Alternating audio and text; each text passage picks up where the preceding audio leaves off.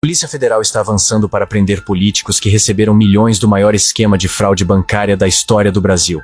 E o nome que acabou de receber a notícia mais devastadora? Flávio Bolsonaro.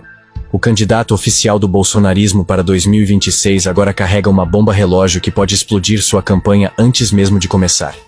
Enquanto você assiste a este vídeo, investigadores da PF estão rastreando cada centavo que saiu dos cofres do Banco Master e foi parar nas campanhas políticas de 2022.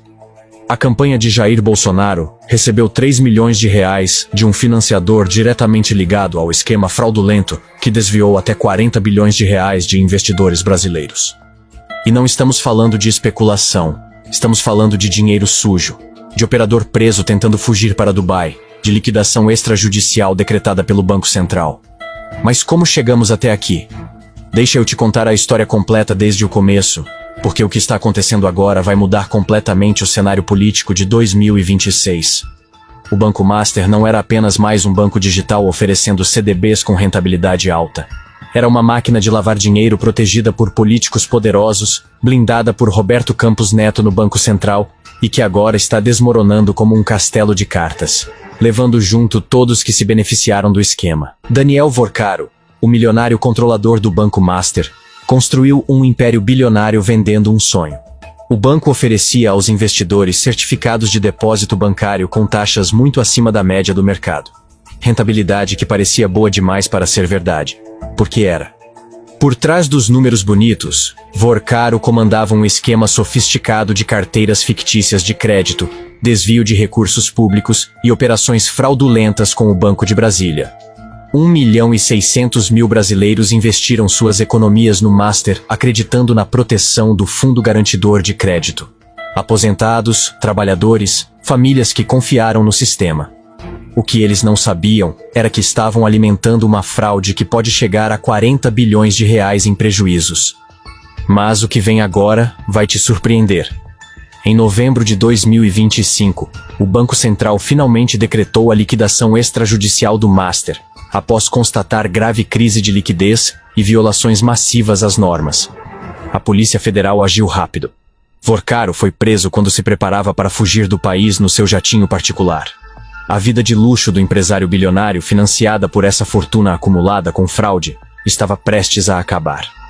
A Operação Compliance Zero, batizada assim pela completa ausência de conformidade do banco, desbaratou o que os investigadores chamam de maior fraude bancária da história brasileira. Mas Vorcaro não estava sozinho nessa. Ele tinha sócios, tinha operadores, e mais importante, tinha políticos protegendo o esquema e campanhas sendo financiadas com esse dinheiro. E é aqui que a história fica realmente explosiva. Fabiano Zettel, empresário bilionário e cunhado de Daniel Vorcaro, aparece nos registros da Justiça Eleitoral como um dos principais financiadores das eleições de 2022. Ele destinou 5 milhões de reais para duas campanhas específicas. 3 milhões para a campanha presidencial de Jair Bolsonaro e 2 milhões para Tarcísio de Freitas em São Paulo. Espera, porque fica pior. Quando a PF veio prendê-lo, Zettel estava embarcando para Dubai. A mesma Dubai que virou refúgio de brasileiros fugindo da justiça. Agora a pergunta que ninguém quer calar. Como um banco com problemas tão graves conseguiu operar livremente por tanto tempo? A resposta tem nome e sobrenome: Roberto Campos Neto. Documentos revelados pelo jornal O Estado de São Paulo mostram que o então presidente do Banco Central tinha conhecimento detalhado dos graves problemas financeiros do Master mais de um ano antes da liquidação, e mesmo assim, optou por não intervir. Em março de 2024, o Banco Central identificou indícios sérios de descasamento entre ativos e passivos do Master. Determinou que a instituição apresentasse um plano de contingência. O Master se comprometeu a captar 15 bilhões de reais no mercado para se ajustar. Conseguiu levantar apenas 2 bilhões, menos de 15% do previsto. Um regime de emprego pleno, ou seja, que as pessoas, todo mundo que está procurando trabalho consegue trabalho pleno. A situação ficou tão insustentável que o Master simplesmente parou de recolher depósitos compulsórios. Deixou de pagar ao próprio Banco Central. Era o sinal mais claro possível de que o banco estava quebrado. O Brasil foi uma grande surpresa. Agora a preocupação vem quando as empresas não conseguem contratar, e aí você tem que começar a subir o salário. O Fundo Garantidor de Crédito enviou alertas múltiplos. Executivos de grandes bancos procuraram a autoridade monetária, demonstrando preocupação. Todos os sinais estavam lá. Mas o que ninguém esperava era o tamanho da proteção. Por isso, mas o Brasil foi uma grande surpresa. Agora, a preocupação vem quando as empresas não conseguem contratar, e aí você tem que... Está diretamente associada à tolerância excessivamente complacente de Campos Neto. O ex-presidente do BC apostou em uma solução de mercado que nunca veio, permitindo que Vorcaro explorasse brechas regulatórias enquanto o rombo crescia exponencialmente. Enquanto o Banco Central dava prazo atrás de prazo, uma rede poderosa de proteção política operava nos bastidores de Brasília para blindar Daniel Vorcaro. Ciro Nogueira, senador do Progressistas e ex-ministro da Casa Civil de Bolsonaro, liderou os esforços para barrar uma CPMI que investigaria o Banco Master. Era abril de 2025. Já havia assinaturas suficientes para instaurar a comissão, mas o lobby foi pesado demais. O senador Jorge Cajuru declarou na época: "O lobby contra a CPI está pesado nos bastidores. Evidentemente tem gente que tem preço."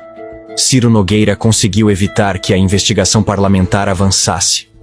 E o que vem a seguir vai te chocar. Não foi a primeira vez que ele atuou para proteger os interesses de Vorcaro. No ano anterior, o senador tentou incluir na PEC da autonomia do Banco Central uma mudança que ficou conhecida como Emenda Master, aumentar de 250 mil para R$1 milhão a cobertura do Fundo Garantidor de Crédito. Coincidentemente, o principal produto do Master eram os CDBs garantidos pelo FGC. A teia de proteção ia além do Congresso. Em dezembro de 2024, o presidente Lula realizou uma reunião com Daniel Vorcaro fora da agenda oficial. A revelação dessa reunião inseriu o Palácio do Planalto diretamente no contexto do escândalo. Mas espera, porque a coisa fica ainda mais grave. Aqui vem a reviravolta que está fazendo o bolsonarismo tremer. A CPI do Banco Master finalmente conseguiu as assinaturas necessárias e está prestes a ser instalada no Senado. Só que agora, com toda a dimensão da fraude escancarada, o foco da investigação mudou. Os senadores não querem apenas entender como o esquema funcionou, eles querem saber para onde foi o dinheiro. E, especialmente, quais campanhas políticas foram financiadas com recursos de origem criminosa. O senador Alessandro Vieira, relator da CPI do crime organizado, anunciou que vai apresentar requerimentos para quebrar os sigilos de empresas e pessoas ligadas ao Banco Master. O objetivo declarado é incluir o caso na investigação e apurar possíveis conexões com lavagem de dinheiro, corrupção e conflitos de interesse. Respira fundo, porque essa informação muda tudo. A CPI vai rastrear cada centavo que saiu dos cofres do Master e foi parar em campanhas de 2022. Não é só sobre o banco quebrado, é sobre quem lucrou politicamente com isso. E quando você entende essa conexão, fica claro por que tanta gente poderosa tentou enterrar essa investigação. E aqui está o problema gigantesco para Flávio Bolsonaro. A Polícia Federal já prendeu Fabiano Zettel, o cunhado milionário de Vorcaro que doou 5 milhões para campanhas políticas. Agora os investigadores estão aprofundando a análise sobre a origem desses recursos. A pergunta central da investigação